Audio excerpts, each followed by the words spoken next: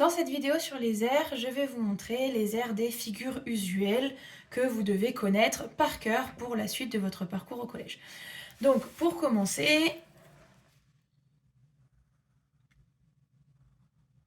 celle qui va être à l'issue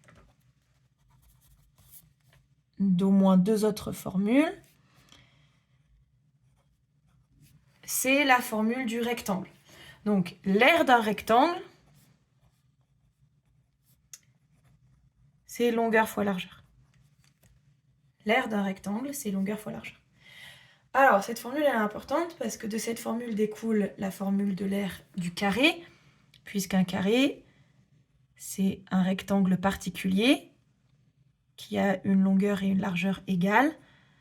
On va appeler le côté du carré C.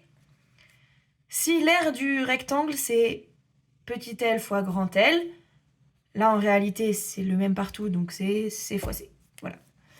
L'aire du carré, c'est C fois C, côté fois côté, qu'on note aussi C au carré, ce petit 2 qui, normalement, vous dit quelque chose si vous avez suivi la vidéo sur les conversions. Donc, c'est de là que venait le mètre carré. C'est tout simplement quand quelque chose est répété plusieurs fois dans une multiplication, on le regroupe, on dit puissance 2 ou C au carré. Donc, si ça vous chiffonne, ne le retenez pas forcément, mais c'est côté fois côté, quoi. Donc, par exemple, 3 au carré, c'est 3 fois 3. 4 au carré, c'est 4 fois 4. 6 au carré, c'est 6 fois 6. Vous avez compris le principe, il faut juste multiplier le nombre par lui-même. Ensuite, de ce rectangle va découler une autre formule très importante. Regardez. Hop. Ne serait-ce pas la moitié de notre triangle précédent? On a toujours L et L, si vous voulez, sauf que nous, on va les appeler autrement.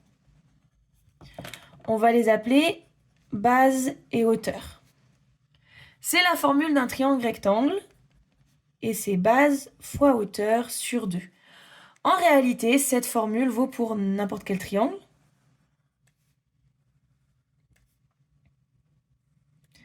Du moment que vous avez sa hauteur. Donc, en face, ici, ça va être la base. Et ici, ça va être la hauteur. Si jamais je complète ici, on est d'accord que de ce côté, j'ai la moitié. Le triangle ici prend la moitié de l'aire de ce rectangle-là. Et de ce côté, mon triangle prend la moitié de ce rectangle-ci. Au total, j'ai pris la moitié du grand rectangle. Donc, c'est exactement la même formule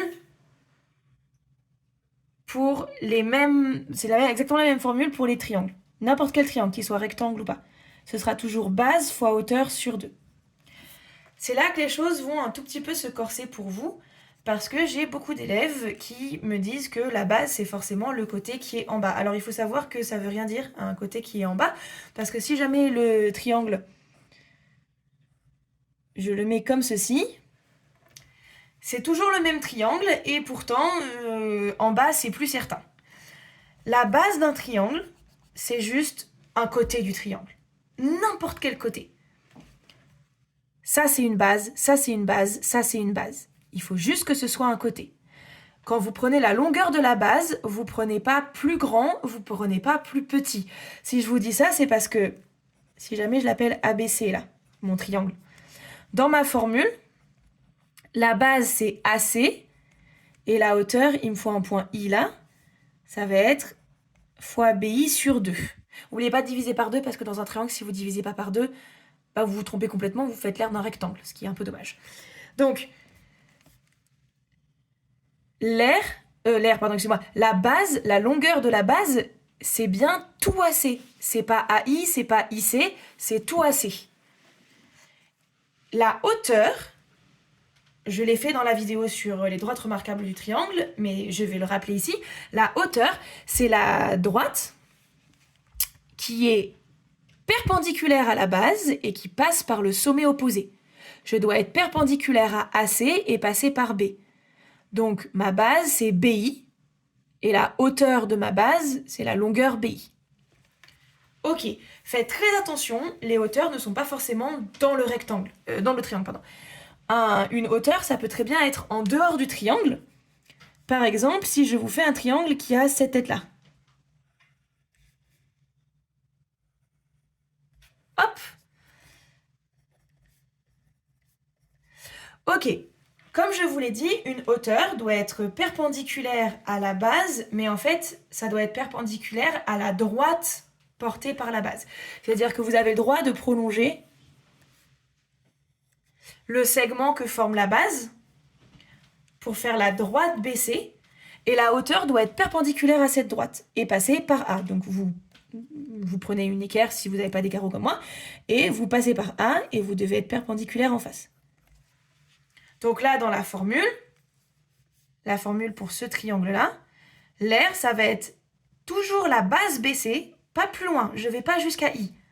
C'est un côté une base. Donc c'est la base baissée fois la hauteur AI. Vous devez vraiment repérer sur la droite baissée où se situe l'angle droit. C'est ça qui vous indiquera où est la hauteur. BC n'est pas perpendiculaire à AB par exemple. Donc AB ne peut pas être une hauteur. De toute façon, à part dans les triangles rectangles, vous aurez rarement un côté du triangle qui sera une hauteur. C'est que dans les triangles rectangles qu'un côté peut être une hauteur. Sinon, la hauteur, ce sera forcément avec une autre lettre que les 3 lettres qui forment. Ce sera une lettre qui sera le sommet opposé à la base et une autre lettre que celle de la base. Donc, la base, c'est BC, pas plus loin, pas plus court, toute la base. Et la hauteur, vous regardez où est-ce qu'il y a un angle droit et vous prenez du sommet opposé jusqu'au point d'intersection. Donc, ça, c'est super important parce que très souvent, on va vous donner des triangles rectangles comme ça. Donc, je vais faire bloquer. Très souvent, on va vous donner des triangles rectangles. Voilà. Hop.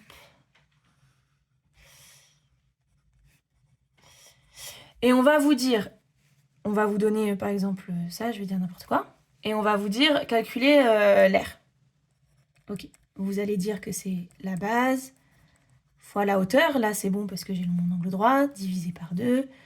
Ce qui fait 3 fois 4 sur 2. Ce qui fait, hop, je peux simplifier, 6. Voilà. Ok. Très souvent, on va vous dire, ok, calculer la longueur AI, en déduire la longueur AI. Ok. Vous allez prendre une autre façon de faire la formule. C'est base fois hauteur, quelle que soit la base et quelle que soit la hauteur. Une base, sa hauteur, ou une base, sa hauteur, mais aussi une base, sa hauteur. C'est-à-dire que BC est aussi une base, puisque c'est un côté, et la hauteur qui correspond à BC, c'est forcément au départ de A, c'est perpendiculaire à BC, donc c'est AI. Ok, très souvent, on vous dira, en fait, BC, il vaut 5, calculez AI. Donc, il vous reste une longueur inconnue, donc vous allez remplacer BC par 5. Vous savez que cette R, c'est la même que celle d'avant. Oui, le triangle, il n'a pas bougé. Que vous utilisiez cette base, cette hauteur, cette base, cette hauteur ou cette base, cette hauteur, à la fin, ça doit être l'air du triangle. Donc ça vaut 6. Et c'est comme ça que vous allez trouver AI. Donc là, on a tout divisé par 2, donc on va tout multiplier par 2. Voilà, j'ai juste fait x2. Et ensuite, il faut diviser par 5. Ce qui fera 2,4 cm. Voilà, donc ça c'est un petit exercice classique qu'on pourra facilement vous donner en contrôle en 6e. Donc retenez bien que dans un triangle, pour avoir l'air, base fois hauteur sur 2, il y a plusieurs combinaisons de base et hauteur. À chaque base correspond une hauteur, et les 3 formules, les 3 côtés, avec chacun sa hauteur, ça fera exactement le même résultat. Grâce à ça, vous pourrez trouver potentiellement des longueurs manquantes dans vos triangles. La toute dernière formule qu'on va voir, c'est la formule, vous vous en doutez sûrement, du cercle. Donc, je vais vous faire un cercle. Hop. Et là aussi, on va voir tous les pièges qui peuvent être faits avec le cercle.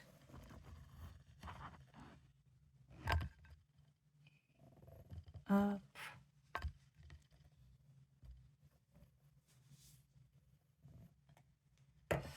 Voilà. Donc, vous avez votre cercle. OK. Ici, j'ai le rayon. L'aire de ce cercle, c'est pi fois le rayon fois le rayon. On note ça aussi, pi r carré. Globalement, c'est la même formule que pour le carré, sauf qu'on fait fois pi parce que tous les cercles, on fait fois pi. Voilà.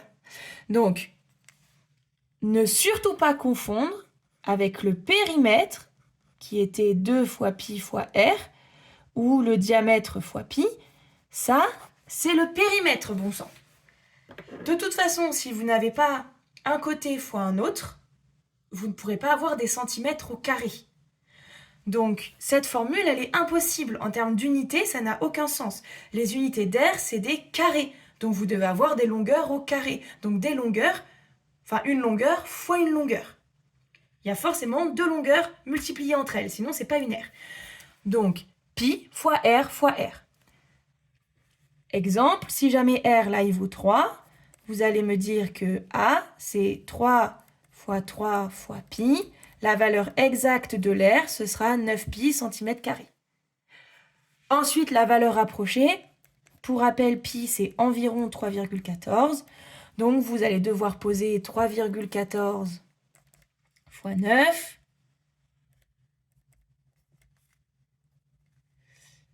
Hop.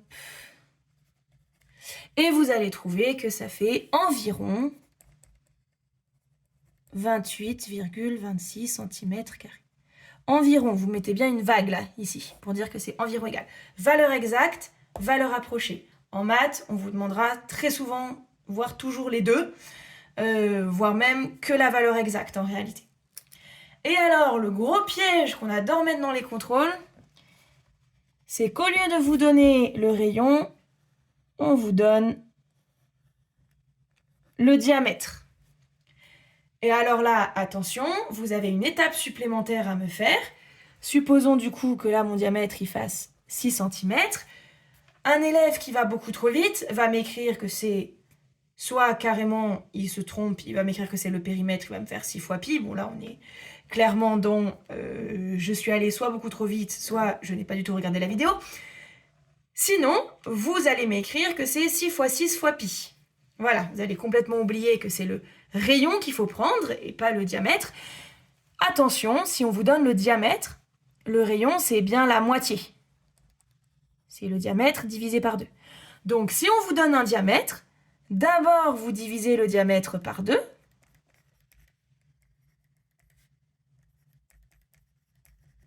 Et une fois que vous avez votre rayon, vous appliquez la formule rayon fois pi. C'est tout ce qu'il faut savoir sur les aires en 6e.